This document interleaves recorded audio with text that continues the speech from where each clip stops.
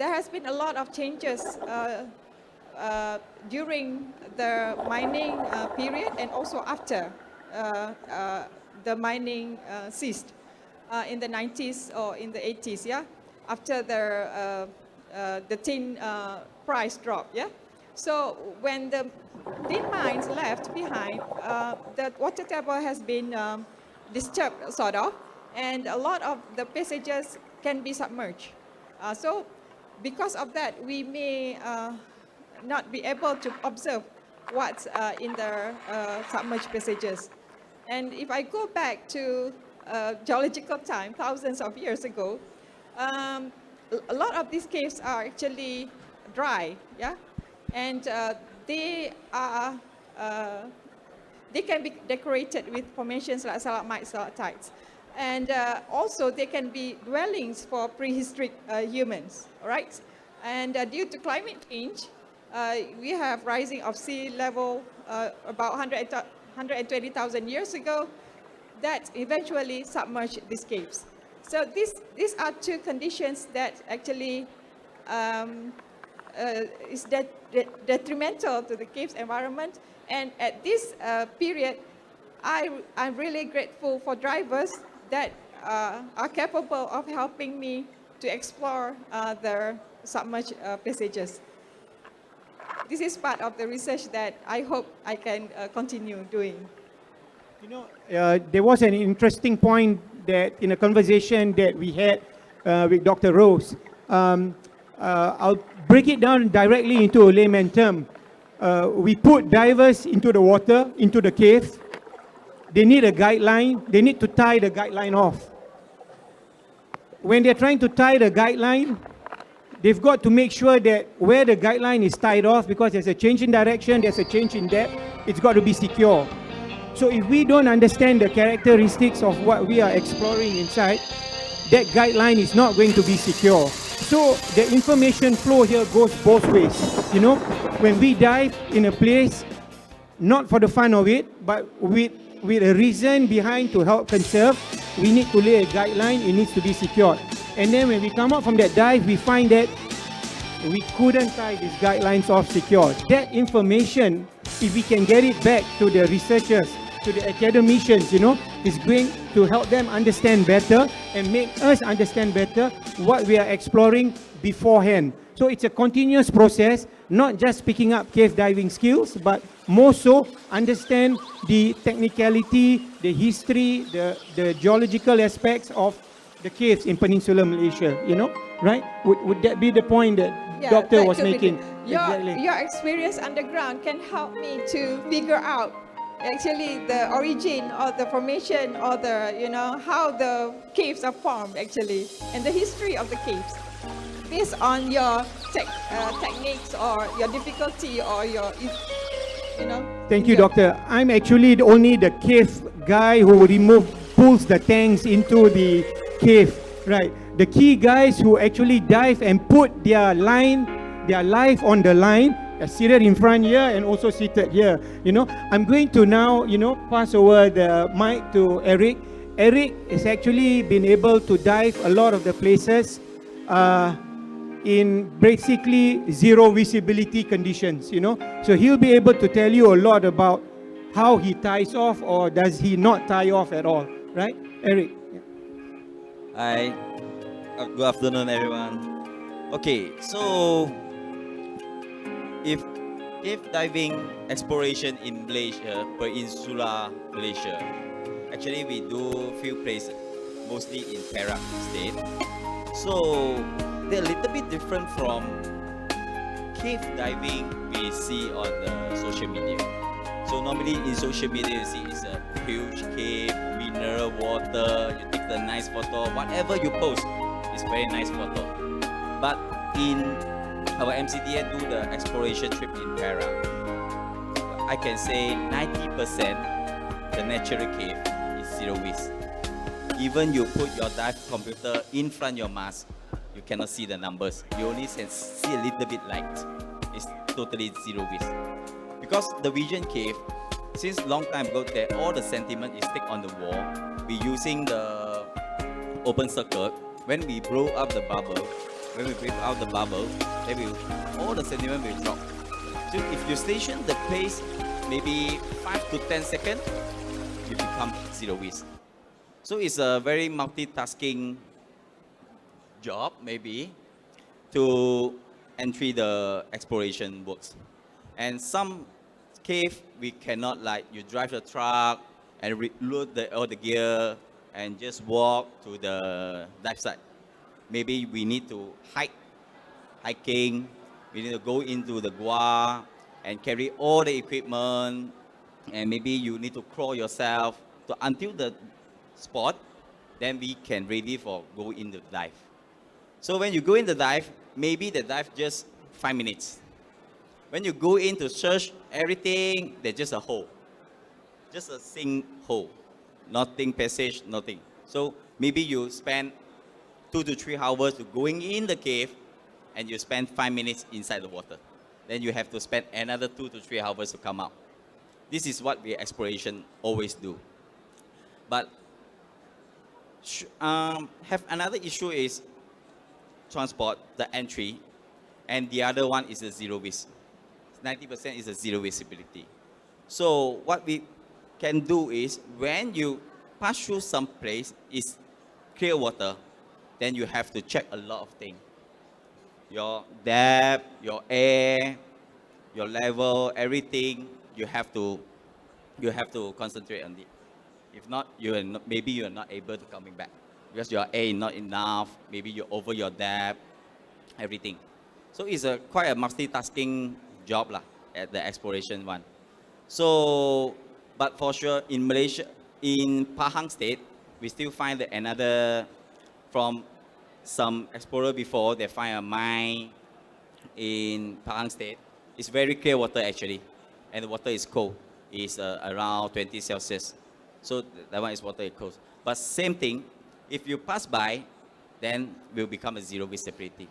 So what I can say is, cave exploration in Malaysia, you need a strong mindset to, maybe the physical also, you need to control everything to prevent any. Yeah. I think, in short, you will need to also self-educate yourself, not only in cave diving competency, but you'll probably have to also become a caver at the end of it. It goes both ways. If you were cave diving and you get into the peninsular caves, you've got to understand the caving aspects of it as well. And if you were caving, then you become a cave diver, it helps. It complements one another, right? It's a journey, and I just like to share some information that I am privy to. This journey has been going on for 8 years, and it's been going on a dedicated basis for 8 years. It requires a lot of passion. It requires a lot of continuous education, both in the area of caving and in the area of cave diving. There's no glory, and in short, it's also not an egoistic thing, right?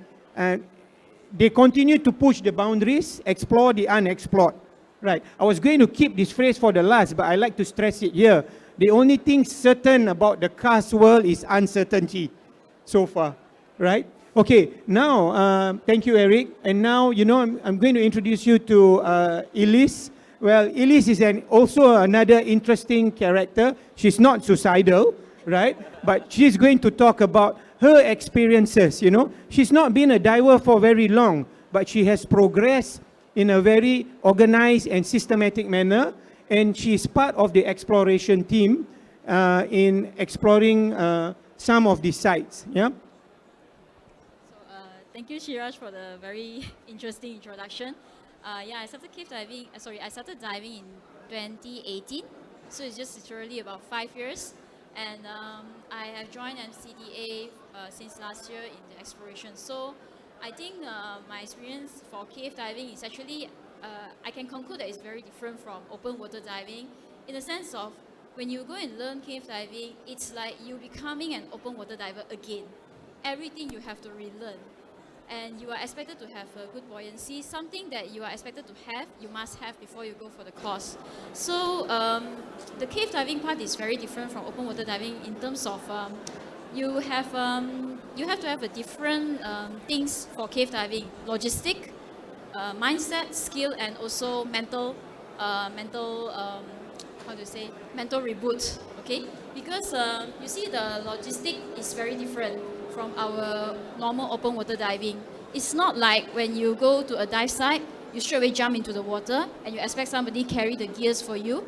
In exploration, we actually need to carry the gears all by ourselves, and sometimes it can weigh more than our own weight. Like for me, I literally just like 50 kilo, and sometimes the weight that we carry is really a lot, and we do require some manpower for that. And it's not only the weight itself, but the distance to go into the entrance of the cave or the mine that we are going to explore is actually sometimes is quite long. So that itself already gonna exhaust you physically before you even start the diving. So I think this is very, very different from open water diving. And also your skill, I think I mentioned already, is very different from open water. You have to be able to save yourself out in case there's any accident happen, because you definitely don't want to die inside there. I still got my family to see, so I don't want to die inside there. I definitely will come out alive. I will make sure I come out alive.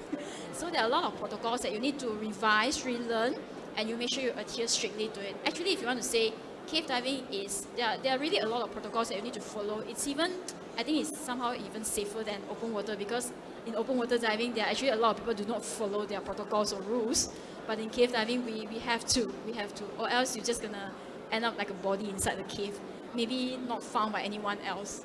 So in terms of conservation, I think after I become a caveman and cave diving, I actually found that Malaysia is a very blessed country with a lot of natural resources. In 𝐾𝐀𝐍 Valley, to an example, it's actually we are very rich with this limestone. But unfortunately, I also realized that human activity has damaged and destroyed a big part of it, such as mining, quarrying. And after I became caveman, I started to realize and read a lot about this cave. I started to realize that how much have we done the damage to the environment.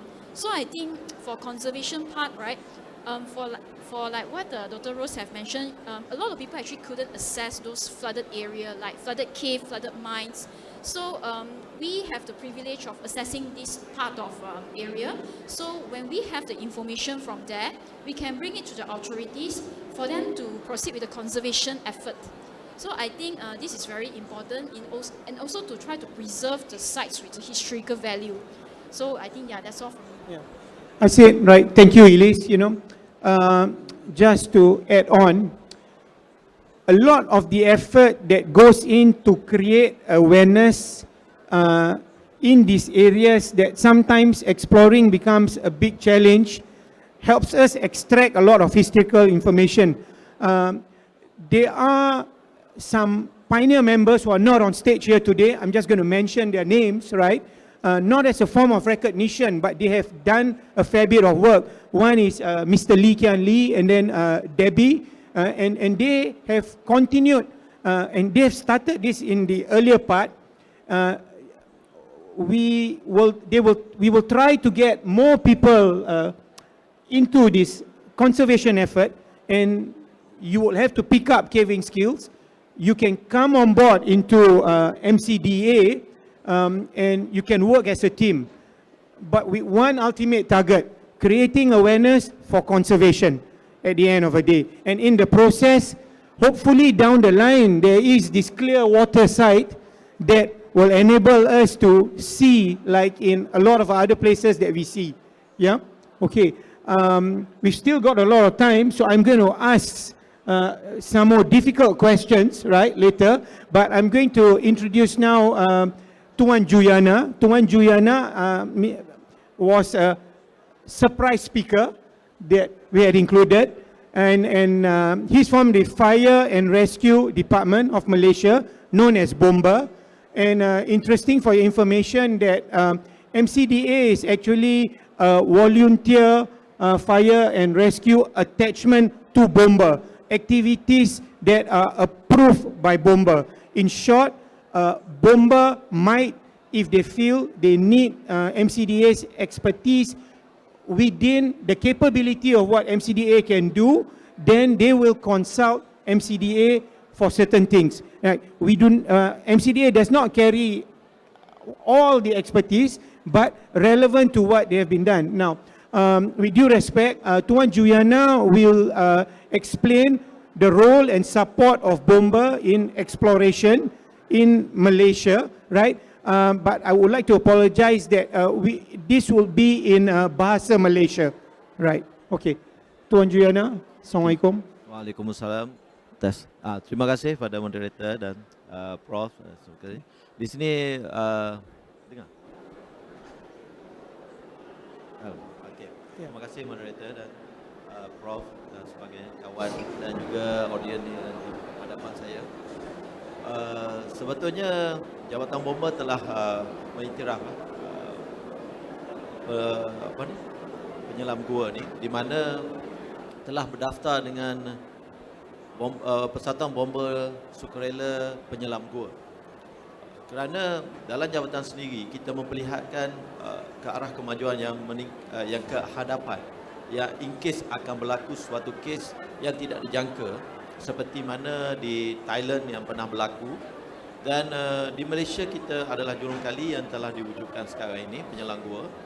Dan satu pendekatan yang baik di mana kita gabungkan ataupun keperluan pakar-pakar yang ada dan juga hobi boleh dikatakan yang akan sentiasa berkembang. Kalau ditanyakan dalam jabatan bomba di sendiri, memang pada personali saya tidak perlu benda-benda yang berbahaya. Tapi kerana permintaan dan hobi yang akan berterusan, yang tidak boleh disekat ataupun yang tidak dihalang oleh sesuatu semana-mana pihak, jadi adalah satu pendekatan kita bukan satu menyokong ataupun bersedia untuk menyelamat in case yang akan berlaku.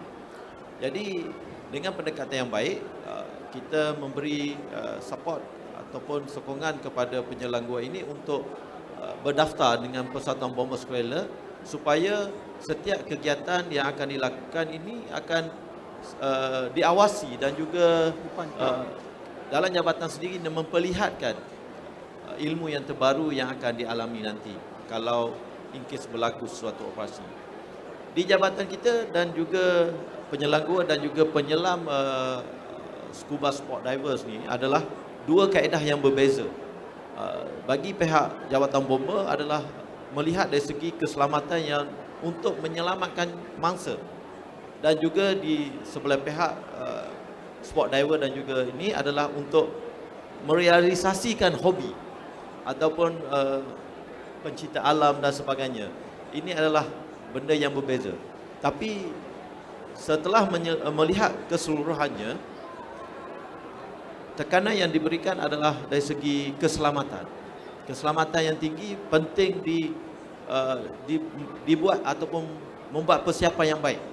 Kerana dalam apa yang saya faham dalam scuba diving ni adalah kelemahan pada penyelam itu sendiri yang membuatkan risiko yang tinggi. Dalam peralatan, kepada peralatan yang kita pakai dan sebagainya adalah risiko peratusan yang rendah. Jadi saya di sini mengambil kesempatan untuk diver dan juga penyelam yang sentiasa beraksi ataupun minat dengan yang menyeluruh ini, janganlah merasakan diri ini satu kebanggaan ataupun merasakan ego dan juga merasakan hobi ini adalah experience yang kita buat satu benda yang kita rasa kita hebat. Sebab kita berada di alam lain. Kita berada di alam yang bukan pada atmosfera biasa yang kita boleh bernafas macam biasa. Sama juga yang berada di atas dan juga berada di bawah. Itu yang saya harapkan.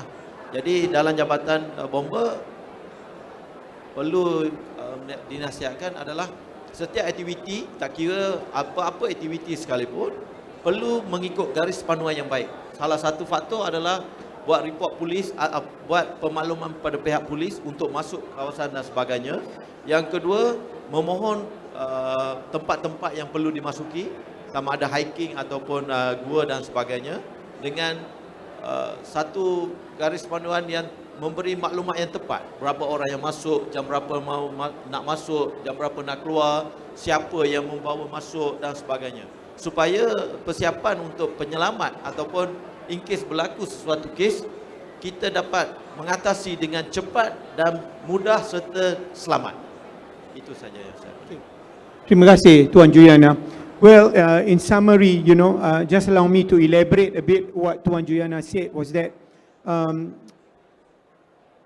in summary, Bomba says, the Fire and Rescue Department of Malaysia says that whatever activity that we are performing externally in the environment, right, is to basically keep our ego at bay, right? Now, we are not from the water world.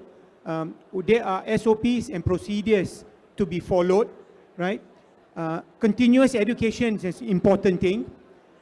Informing the relevant authorities about what we are pursuing and what we are doing is mandatory, and it's important. In event that there are any untoward incidents, rescue, right, will be able to be activated as fast as possible, right? So, in summary, things that MCDA has pursued in the name of creating awareness, right, for conservation purposes, has and is being sanctioned by Bomba. But that does not mean we have to rest on our laurels. We have to continue to maintain those tight standards. We have to continue to keep ourselves aware about the changing environment. Yeah. Now, I like to ask difficult question to Dr. Rose, right? Dr. Rose has specific knowledge about the features of the caves in the Kinta Valley, or mainly in the peninsula. Why have I said Kinta Valley? Because in Kinta Valley is where a lot of the exploration work is currently ongoing, right? Maybe Dr. Rose could, give us a bit of short caving and cast lecture that a university student goes through in maybe 10 minutes. Right or not? Okay? Right. All right, so I'll try to make it relevant. Thank you. Not going to give a whole lecture here on karst. But anyway, just a quick introduction, yeah? So if you know caves, the fundamental thing about caves is caves are formed by dissolution of water. All right, so what you see on the dry caves is the action of water for millions of years. All right, so now they stay dry. So they're open for us to explore, to enjoy, right? But before you have the dry cave, the cave fundamentally started as fractures or tiny holes, yeah, filled with water, all right? And when they are underwater, there are no formations of the decorations of caves, for example, stalagmites, stalactites, the curtains. You don't have that when it's underwater. You only have that when it's dry. So I talked to Shiraz. I asked Shiraz, for those caves that you have been, you have dived in, are there any stalagmites? Why? Because I want to know if the passage was dry before, because this is part of my study. So I want to know if the water table was way below years ago. So if it submerged the cave, is it just happened a few years ago after the cease of the mining, or was it happened thousands of years ago? All right. So these are the questions that I wish to ask the divers. All right. And in certain areas, very important cave art, for example, Paleolithic cave art in France. The cave was submerged because of rising sea level. So they found the caves. Who actually found it? The divers. The divers found it, and they brought in the scientists, and they figured out the cave was accessible 27,000 years ago for the prehistoric humans to settle there. And now the rising water level has sort of submerged the way up, but the chambers are still dry. So basically the art is still there, and still preserved if the water level doesn't go any higher lah, right? And for 𝐾𝐀𝐍𝐶 Valley, I keep mentioning 𝐾𝐀𝐍𝐶 Valley because 𝐾𝐀𝐍𝐶 Valley is my playground. So I love to see the history. So the submerge, is it due to the human activities, human disturbance, or is it related to the climate change or increase of water table due to the rising sea level that happened probably, like I mentioned earlier, 120,000 years ago. So I talk about this due to my knowledge, yeah, on the climate cycles, right? So all this evidence can be found in caves, and really, cave divers really plays a big role here. Thank you, Dr. Rose. By the way, I couldn't answer Dr. Rose's question on what Mat Surat looked like because I've never dived Mat Surat, and I've not gone down there. I had to call Mr. 𝐿𝐾𝐀𝐍𝐶 to answer that question, right? And he could describe it, and Eric's another one who could describe Mat Surat. I like Eric to actually share his experiences when he dived Mat Surat, and there was a line situation when they were returning back. That's a pretty interesting, harrowing experience, right? That is related to the feature of the cave, right? Eric? Okay. That time, the dive is in Mat Surat, so I'm the second. The first one is Lee. So Lee will put the line, go through the restriction. So actually the cave, the restriction is like this. This side is the big hole, so man can go in, but you need some energy to pull yourself to pass through. This one is the big, and connected with the small one. The small one, definitely you cannot pass through. So we put the line on left-hand side, we're going in. Actually, in Mat Surat cave, you even cannot find any place to tie off, to make a tie off of your line. So what I can say is sometimes if we can find some structure or some rocks, then we will get a tie off space. But normally we cannot find any tie off space. So the line is from your left hand side. So I'm the second man. So normally in second man you cannot see the view. You cannot even know the hole is how to look like. I just zero visibility and keep following the line and following the fin in front of me. This is what I can see. Only fin, line, and sediment. So after we pass through the restriction, so we search inside. They have some water flow up inside the down there. So after we done the dive, we start to coming back. So when I'm going in, I'm the second man. So come out, I'm the first one. So because I don't know how the restriction look like, I only know that is a hole. You need to pull yourself a bit hard to pull yourself to pass through the restriction. So when I'm coming out, because when we going in, the line on left hand side is a big hole connect to the small hole. So, but after we going in, so we turn right hand side. So the line following to stuck on the small area. So when we coming out, so means the small area is on your left hand side, right? And the right hand side is the big hole. So I try to squeeze myself to going in. Even my helmet also cannot pass through. I said, impossible. So I start to dig the mark. Maybe. I start to dig a mark. Impossible. Wouldn't have small. I tried the second times. Even the helmet also cannot pass through. So I start to think.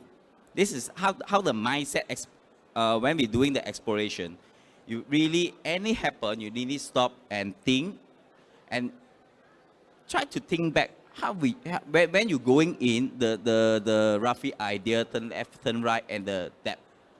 So I start thinking, I'm not even pass through a hole, it's small like that.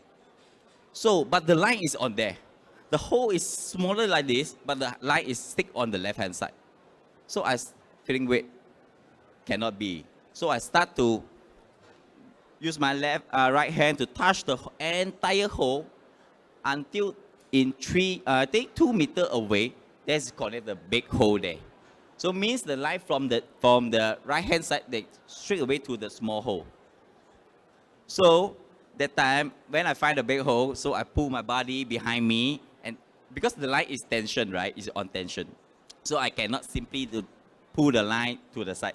So I pull my body together to swing on the right hand side and pass through that one.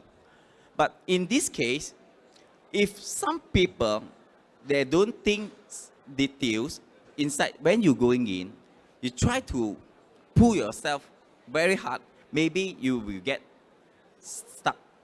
Your helmet there, maybe your helmet is pass through, but your shoulder cannot pass through. So we create another issue because that time is zero risk at all.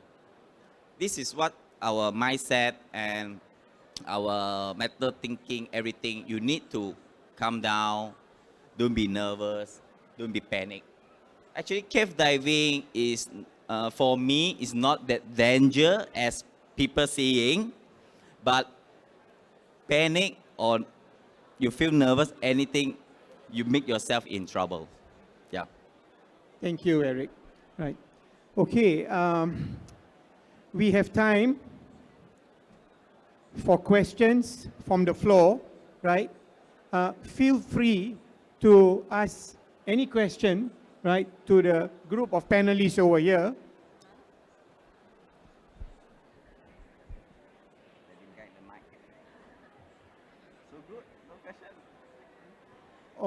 If there are no questions, then you could actually drop by the booth at B31 and have a chat with the various members of MCDA, and also you could ask and meet up with Tuan Juliana and Dr. Rose as well, right? And I'd like to close this session, right? And thank you for being present, and also thanking the panelists for their valuable time. Yeah, and remember, the only thing certain about the cars is uncertainty, right?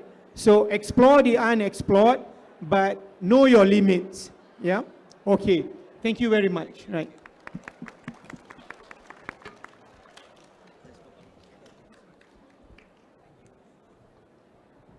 All right, once again, a very big thank you to all the panelists. And, well, for more info, you have to proceed towards the respective booth.